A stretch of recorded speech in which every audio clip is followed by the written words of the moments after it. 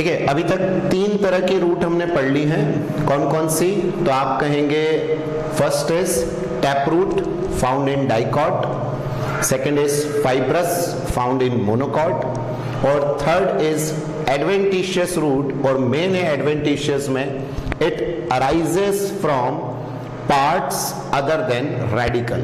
और कोई पूछे रेडिकल कहां होता है, तो जब सीड होता है, सीड के पार्ट को रेडिकल बोलते हैं, जहां से रूट निकलती है। तो रेडिकल से निकलेगा तो ट्रू रूट्स, नहीं तो एडवेंटिशियस। अब हम पढ़ने जा रहे हैं इसमें next regions of the root. Root के अलग अलग रीजन है। अब अभी तक तो क्या आपने आज तक में जमीन से उखाड़ा पौधे को, जो नीचे निकला उसको रूट कह दिया, बट रूट के भी अलग अलग हिस्से होते हैं। देखो मैं आपको डायग्राम में पहले बताता हूं। इस रूट के 4 हिस्से हैं, देखिए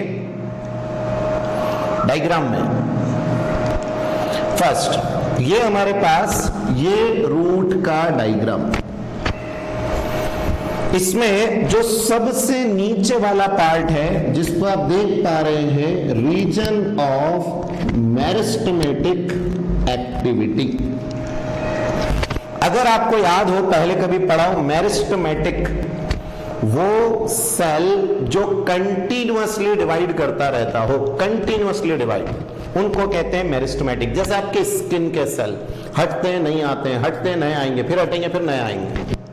और कभी आपने पढ़ा है न्यूरॉन कभी डिवाइड नहीं होता है, तो वो परमानेंट सेल है जो कैपेसिटी खो चुका है डिवाइड करने की। तो जिसमें पूरे टाइम डिवाइड करने की कैपेसिटी हो उसको कहते हैं मेरिस्टेमेटिक। तो देखिएगा रूट का ये वाला हिस्सा, ये मैं सबसे नीचे की बात नहीं कर रहा हूं, नीचे से थोड़ा सा ऊपर ये वाला हिस्सा कहलाता है रीजन ऑफ मेरिस्टेमेटिक एक्टिविटी। क्यों मेरिस्टेमेटिक? यहां पर जो सेल होते हैं रूट के, वो कंटिन्यूअसली कंटिन्यूअसली कंटिन्यूअसली डिवाइड होते रहते हैं, ये वाले सेल, इसीलिए इसका नाम रख दिया मेरिस्टेमेटिक। लेकिन एक बात बताओ, क्या रूट को जमीन के अंदर घुसना है? और अब अगर ये वाला हिस्सा जमीन के अंदर जाएगा तो ये डैमेज हो जाएगा। तो भगवान ने क्या किया, इस रीजन में जो मेरिस्टेमेटिक वाला था, इसके ऊपर एक प्रोटेक्शन चढ़ा दी, इसके ऊपर, और उस प्रोटेक्शन को नाम दिया गया रूट कैप। तो कभी आपने किसी को ड्रिल करते हुए देखा हो, ड्रिल मशीन में आगे की तरफ रहता है ना वो घूमने वाला, बस वैसे ये जमीन में ड्रिल का काम करता है। तो रूट कैप रूट को जमीन में घुसने में मदद करता है, और रूट कैप के जस्ट ऊपर वाला हिस्सा वो रीजन है जहां पर cell continuously continuously continuously divide हो रहे हैं। तो बताओ ये 2 पार्ट क्लियर हो गए पहले, लेकिन इन 2 पार्ट को हम एक ही गिनते हैं, that is the region of meristematic. और नीट का क्वेश्चन है कि मेरिस्टेमेटिक रीजन को प्रोटेक्ट कौन करता है? बोलो रूट कैप। तो रूट का सबसे नीचे वाला हिस्सा, इस पेन को मान लो, तो ये रूट का सबसे नीचे वाला जो हिस्सा होगा इसको क्या कहोगे? Root cap. रूट कैप के ऊपर कौन सा region? Region of meristematic activity, जहां सेल कंटिन्यूअसली डिवाइड हो। अब जब इससे ऊपर बढ़ते हैं, मेरिस्टेमेटिक से ऊपर, तो आता है रीजन ऑफ इलोंगेशन। इलोंगेशन का मतलब आप समझते हैं बड़ा होना। समझना, यहां पर जो सेल होते हैं आपके मेरिस्टेमेटिक में, वो कैसे रहते हैं? इस तरह से, ये ऐसे छोटे छोटे रहते हैं। वो मेरिस्टेमेटिक में जो सेल होते हैं वो ऐसे रहते हैं। फिर जब ये सेल इस रीजन में आते हैं, ऊपर खिसकते हैं, कौन से वाले रीजन में? इलोंगेशन। तो ये ऐसे बड़े हो जाते हैं। ये बोलो, अब क्लियर है, नाम से इलोंगेशन हो गया इनका, ये बड़े हो गए। और इलोंगेट क्यों हो गए? तो इसके अंदर प्रोसेस हुआ कौन सा? एंडोऑस्मोसिस। कभी आपने पढ़ा है पानी का अंदर जाना इज द एंडोऑस्मोसिस। तो इसमें एंडोऑस्मोसिस का प्रोसेस होने लग जाता है, जिसके कारण ये सेल लंबे हो जाते हैं। तो पहले जो था वो कौन सा था आपका? मेरिस्टेमेटिक, जो कंटिन्यूअसली क्या कर रहा था? डिवाइड। डिवाइड के ऊपर जो रीजन है वहां पर होता है कौन सा प्रोसेस? एंडोऑस्मोसिस। इसमें पानी घुसा और ये सेल लंबे हो गए। नंबर्स नहीं बढ़ते सेल के, ध्यान रखना, नंबर बिल्कुल नहीं बढ़े, सिर्फ इनके अंदर पानी घुस के लंबे हो जाते हैं। अब इस इलोंगेशन के और ऊपर चलेंगे तो आएगा रीजन ऑफ मैचुरेशन। मैचुरेशन समझना। इस रीजन में ये देखो आपको डायग्राम में दिख रहे हैं, what they are root hairs. तो ये भी अपने आप में नीट का एक क्वेश्चन है, रूट हेयर कौन से रीजन में होते हैं? रूट से, रूट में हेयर होंगे तभी तो एब्जॉर्ब करेगा। तो root hair is found in which region? Region of maturation. लेकिन यहां पर केवल हेयर्स नहीं होते हैं, यहां दिखा नहीं रखा, मैं एक और पिक्चर दिखाऊंगा आपको, उसमें जाइलम, फ्लोएम, सब चीजें इसी पार्ट में आती है, मैचुरेशन वाले पार्ट में। तो बताओ, रूट जो हम अभी नॉर्मल समझ रहे थे यहां से जमीन के नीचे, उसके 3 रीजन हैं। रीजन ऑफ मेरिस्टेमेटिक, इससे ऊपर रीजन ऑफ इलॉन्गेशन, इससे ऊपर region of maturation. Region of meristematic में सेल क्या हो रहे हैं? कंटिन्यूअसली डिवाइड, और इसके डिवाइड करने के बाद इसको प्रोटेक्ट कौन कर रहा है? ऊपर तो एक कैप जिसका नाम है रूट कैप। इसके ऊपर जो है वहां पर सेल में क्या घुसा? पानी। इसके कारण ये सेल लंबे हो गए, एंड लंबे होके इनको क्या कह दिया अपन ने? Region of elongation. और इसके ऊपर वाला रीजन होता है जहां पर ये मैच्योर हो जाते हैं, जाइलम, फ्लोएम, ये सब डेवलप होते हैं। और नीट के हिसाब से याद रखें, रूट हेयर भी कौन से रीजन में डेवलप होते हैं? रीजन ऑफ मैचुरेशन में। तो अभी आपको ये क्लियर है हाँ सर, इनमें क्या क्या पाया जा रहा है। देन पीछे चलेंगे वापस, इसमें रीजन और पीछे देखेंगे। इसमें फर्स्ट है आपका रूट कैप, पहला रीजन। आपने अभी पढ़ा रूट कैप क्या होता है सर? रूट कैप वो है जो किसको प्रोटेक्ट करता है? मेरिस्टेमेटिक को प्रोटेक्ट करता है, रूट कैप। तो हमारे पास फर्स्ट है root cap. The root is covered at the apex by a thimble like structure. Thimble समझते हो? छेनी जैसा होता है थिम्बल, थिम्बल लाइक स्ट्रक्चर। छेनी हथौड़ा जो आपने कई बार ये कंस्ट्रक्शन वर्क में देखा होगा वैसा। तो थिम्बल लाइक स्ट्रक्चर, तो अगर इसका कोई शेप पूछे, थिम्बल मतलब सिंपली ऐसा, इसको हम थिम्बल बोल देते हैं, थिम्बल लाइक। तो थिम्बल लाइक स्ट्रक्चर प्रेजेंट है, उसको कहते हैं रूट कैप।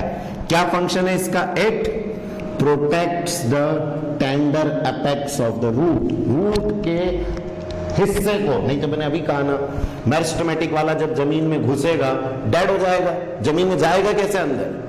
तो उसको जमीन में पेनिट्रेट करवाने के लिए उस मेरिस्टेमेटिक के ऊपर एक टफ कवरिंग होती है, उसी को कहते हैं root cap. It protect the tender apex of the root as it makes its way through the soil. जब वो अपना जमीन के अंदर क्या बनाता है? रास्ता, तो उसको प्रोटेक्ट करने का काम करता है रूट कैप। बोलो first part clear? Root cap thimble like structure है और मेन काम है इसका रूट को प्रोटेक्ट करना।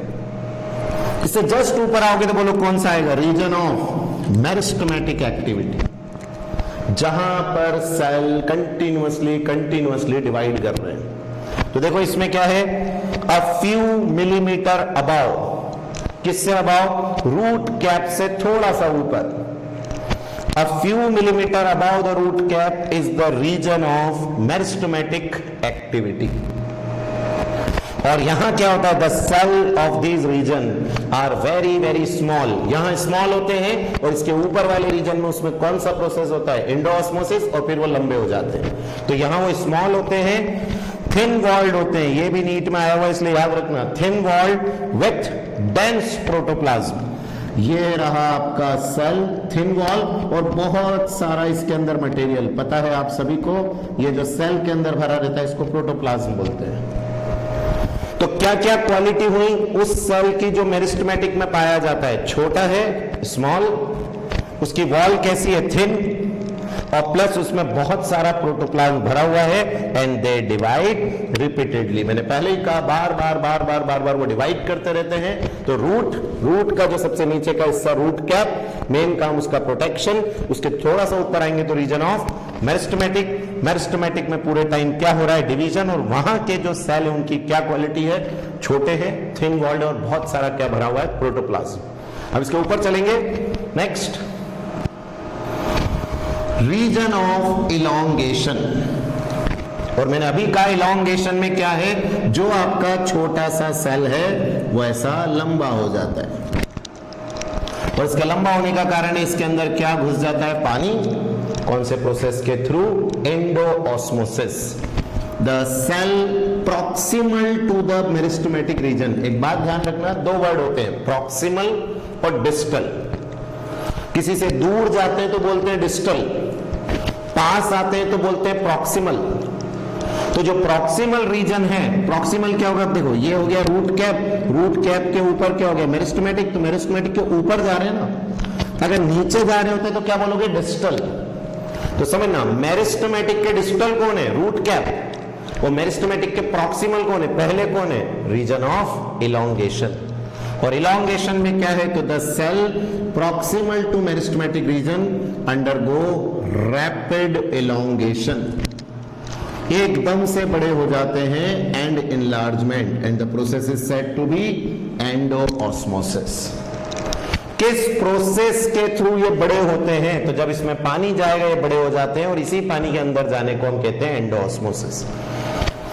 दे आर रेस्पॉन्सिबल फॉर द, काई के लिए, growth of the root in length, तभी तो रूट की लेंथ बढ़ती है और वो दूर दूर तक फैल के पानी को एब्जॉर्ब कर लेती है। तो आपसे ये भी इंपॉर्टेंट नीट के लिए कि बताएं किस वजह से रूट की लेंथ बढ़ती है, तो आप कहेंगे it is because of elongation region, जहां पानी अंदर घुस के उस सेल की लंबाई को बढ़ा देता है। This region is called the region of elongation. तो बताओ, अब आपको क्लियर हो गया, एक एक पार्ट समझते जाओ। पहला रूट क्या है, प्रोटेक्शन, मेरिस्टेमेटिक कंटिन्यूअसली डिवाइड, उस सेल की क्वालिटी क्लियर हो गई। फिर आया इलोंगेशन, उसमें क्या अंदर गया, पानी एंडोऑस्मोसिस के थ्रू, और वो लंबा हो गया। और अगर कोई पूछे कि रूट की लेंथ किसके कारण बढ़ती है, तो it is because of region of elongation. और लास्ट आता है region of maturation, xylem phloem जाइलम, फ्लोएम और मेनली रूट हेयर यहां से बनते हैं। The cell of the elongation zone gradually differentiate, तो जो elongation था उनमें धीरे धीरे डिफरेंशिएशन होने लग गया, और उनका क्या होने लग गया, मैचुरेशन। आप भी छोटे हैं, धीरे धीरे बड़े होंगे, मैच्योर होंगे, बस वैसे ही रूट की लाइफ है। नया नया बना तो मेरिस्टेमेटिक, पानी अंदर गया तो इलोंगेशन, फिर उसमें शुरू हुआ मैचुरेशन। और मैचुरेशन प्लांट में मतलब होता है अपने काम को करने के लिए स्पेशलाइज्ड हो जाना, जो काम वो करना चाहता है। तो यहां पर मैचुरेशन हुआ कौन से रीजन का, पहले जो इलोंगेशन था अब वो काय में बदलने लग गया, मैचुरेशन में। Hence this zone proximal to, अब बताओ ये भी किसके ऊपर है, आप कहेंगे सर इलोंगेशन के ऊपर। तो इलोंगेशन के प्रॉक्सिमल कौन हुआ, मैचुरेशन, और बोले इलोंगेशन के डिस्टल कौन हुआ, मेरिस्टेमेटिक। तो आप समझ गए, दूर जाएंगे तो डिस्टल, ऊपर जाओगे तो प्रॉक्सिमल। तो मैचुरेशन किसके प्रॉक्सिमल हुआ, इलोंगेशन के। Hence this zone which is proximal to the region of elongation is called region of maturation, and from this region some of the, ये सबसे important, epidermal cell, याद रखें ये जो ऊपर की लेयर होती है ना इसको बोलते हैं एपिडर्मिस। वैसे ही पौधे में जो ऊपर के सेल होते हैं उनको कहते हैं epidermal cell.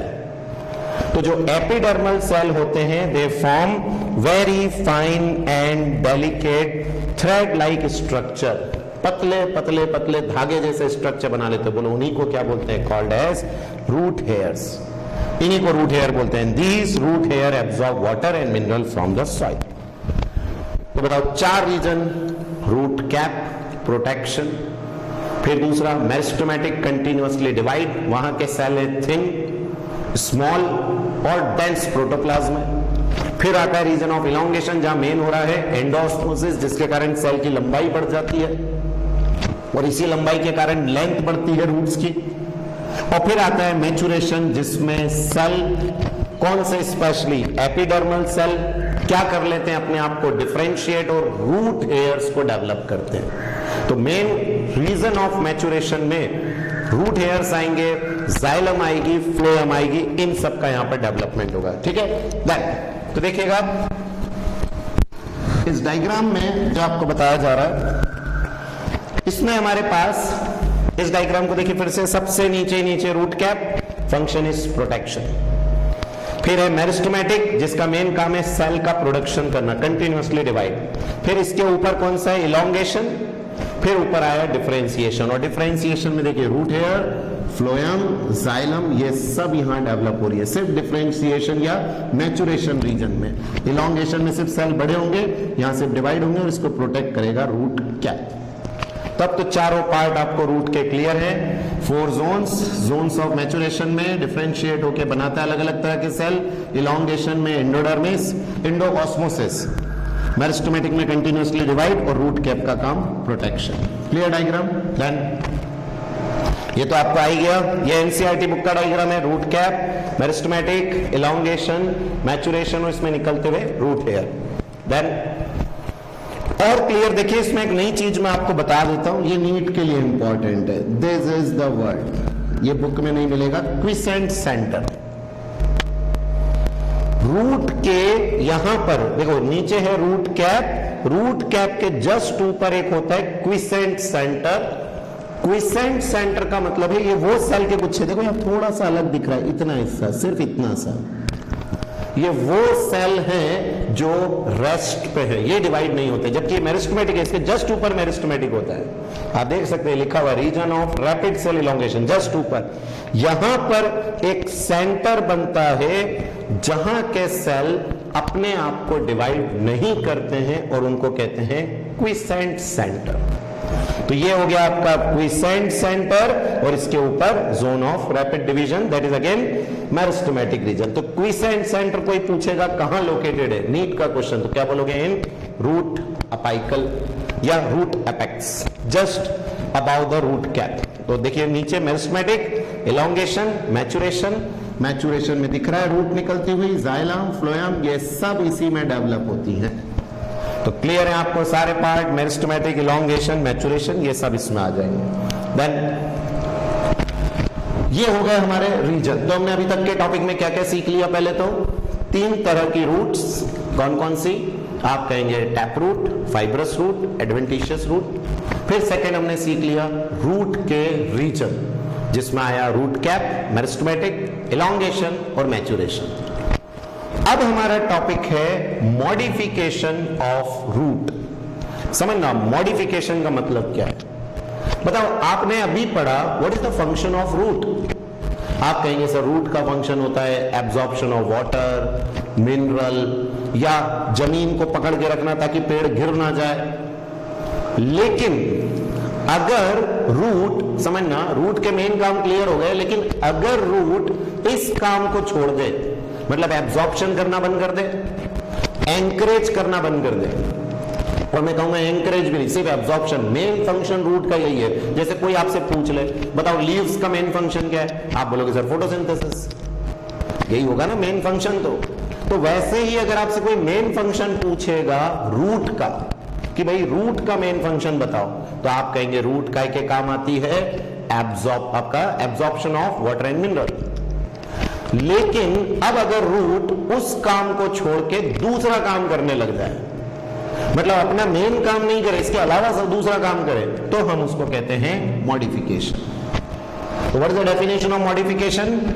Root in some plant change their shape, उनका शेप बदल लेती है, एंड स्ट्रक्चर बदल लेती है, and become modified to perform, देखिएगा, to perform function other than absorption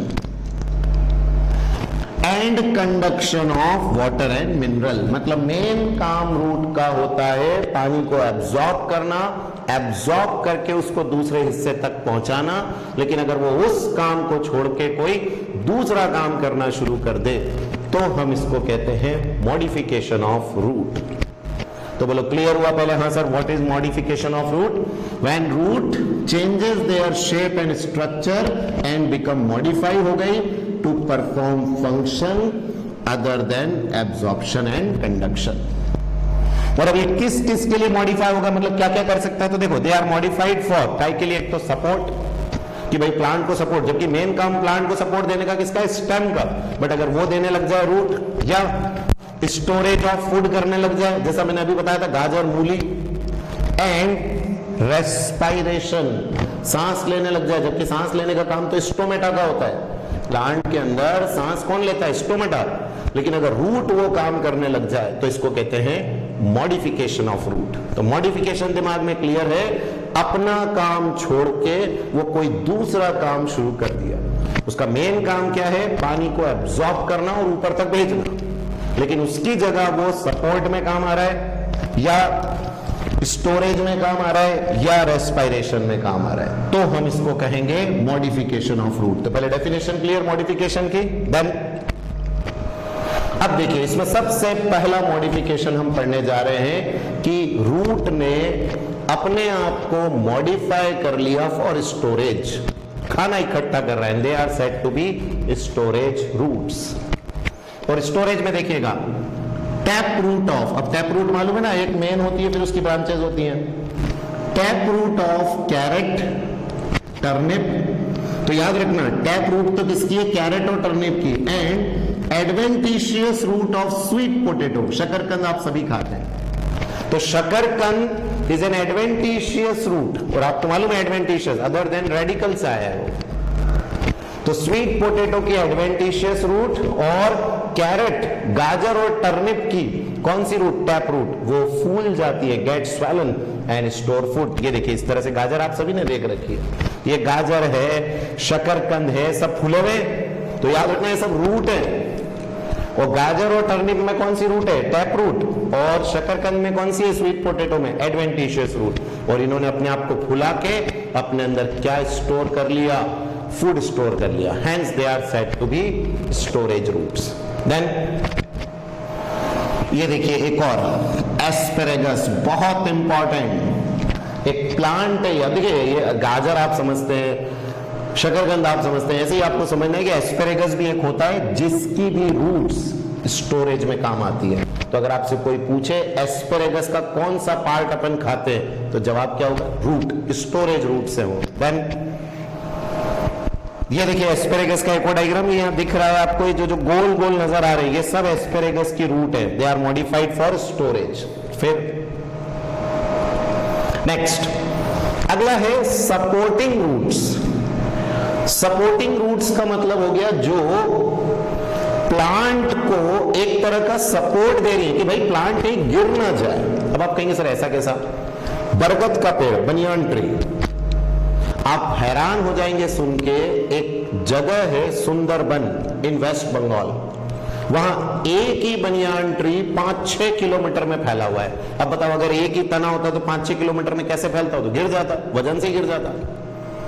लेकिन क्योंकि बनियान ट्री में कौन सी रूट्स आ जाती हैं, सपोर्टिंग, और उन रूट्स को कहते हैं प्रॉप रूट्स। देखो पहले मैं इसका डायग्राम बताता हूं आपको एक, ये देखिए ये बरगद के पेड़ में सभी ने देख रखा होगा, हाँ सर ये ऐसे लटकते हुए, ये प्रॉप रूट्स है, ये रूट्स है जो हवा में, और ये यहां फिर धीरे धीरे धीरे धीरे करके जमीन पर टच हो जाती है और इस पेड़ को क्या प्रोवाइड करने लग जाती हैं, सपोर्ट प्रोवाइड करने लग जाती है, इसीलिए इनको कहते हैं सपोर्टिंग रूट्स या प्रॉप रूट्स। तो देखिए पीछे वापस, what are prop roots, any of the modified roots that arise from the stem. और आप समझ ही गए क्या ये एडवेंटिशियस है, because they are arising from the stem of certain plant and provide extra support.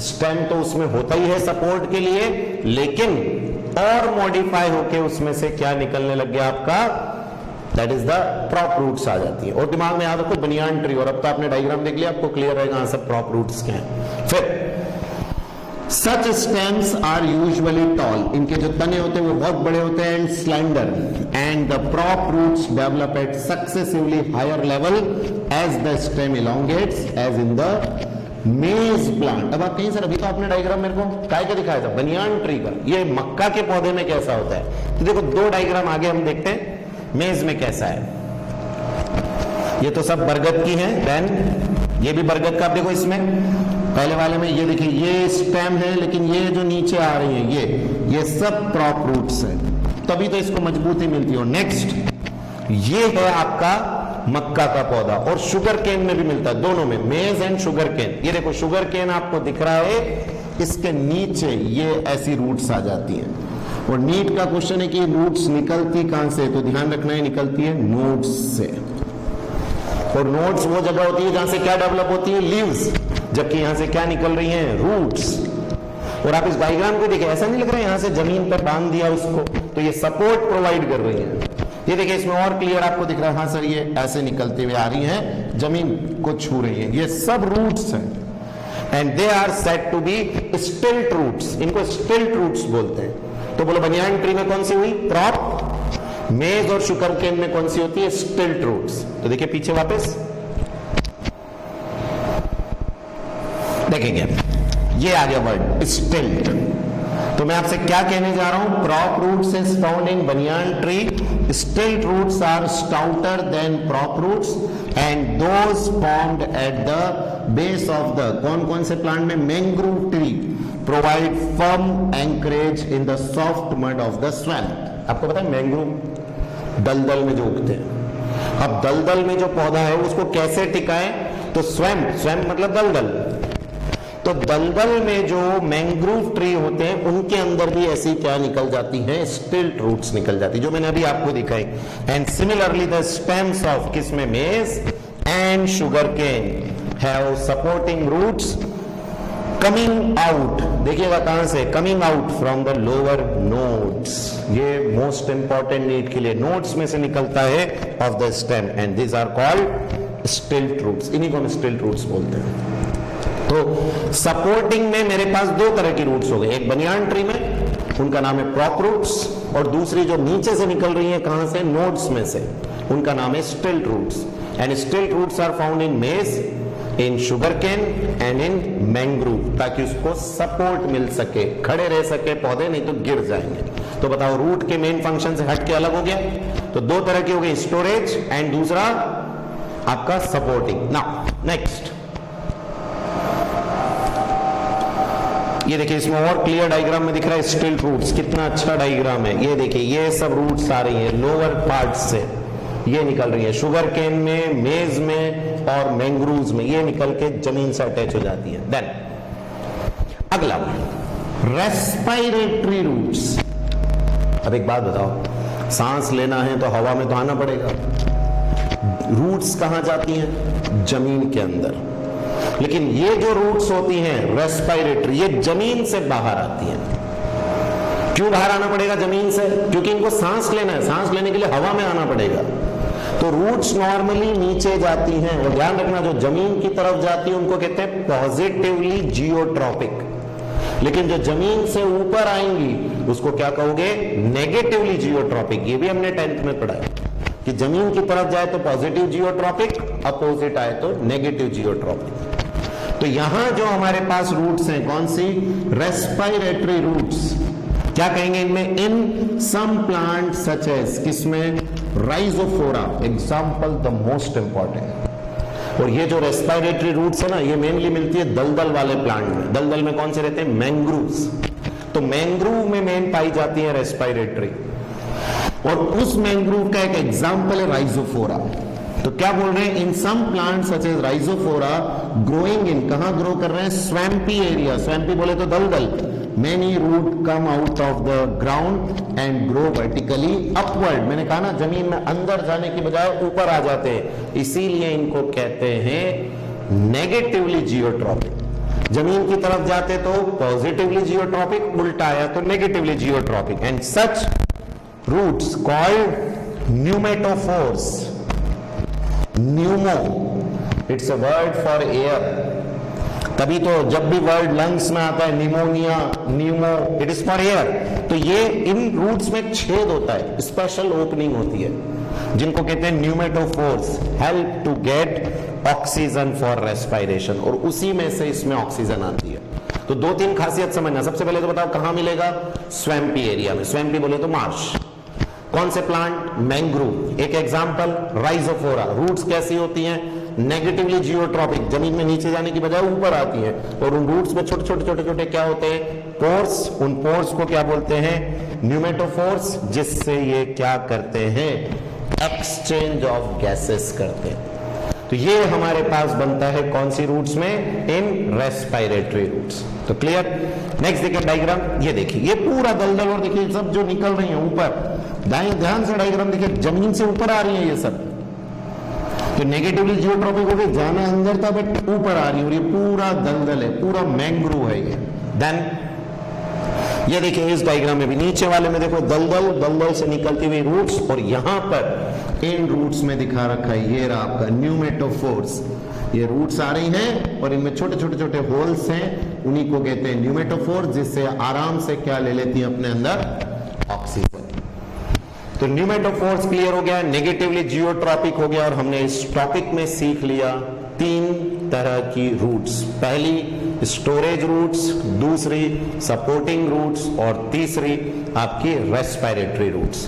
तो बताओ, रूट वाला टॉपिक कंप्लीट, 3 टाइप की रूट्स क्लियर। फर्स्ट टैप, दूसरा फाइब्रस, थर्ड एडवेंटिशियस। फिर उसके region clear, root cap, meristematic, फिर elongation, फिर maturation, और फिर उनका मॉडिफिकेशन कि भाई रूट अपना काम छोड़ के दूसरा काम करने लग जाए। उसका काम क्या है? उसका काम है एब्जॉर्प्शन, बट उसकी बजाय वो क्या कर रहा है? सांस लेने में काम कर रहा है, स्टोरेज में काम कर रहा है, या सपोर्ट में काम आ रहा है। Then they are modified roots. तो यहां तक का पूरा नोट कर लो अब।